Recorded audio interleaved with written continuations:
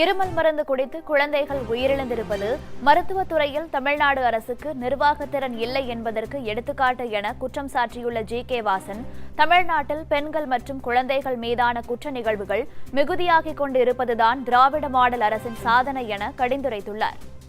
இருமல் மருந்து அதன் அடிப்படையிலே குழந்தைகளுடைய இறப்பு தமிழகத்திற்கு மிகப்பெரிய தலைகுனிவு.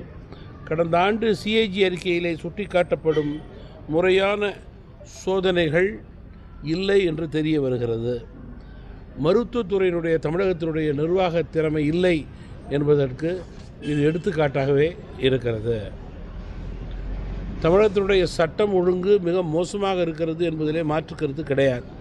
தொடர்ந்து பல வருடங்களாகவே இந்த நிலை மாறவில்லை. அரசாங்கத்தால் இதை முறைப்படுத்த முடியவில்லை, சரிபடுத்த முடியவில்லை, முற்றுப்புள்ளி வைக்க முடியவில்லை.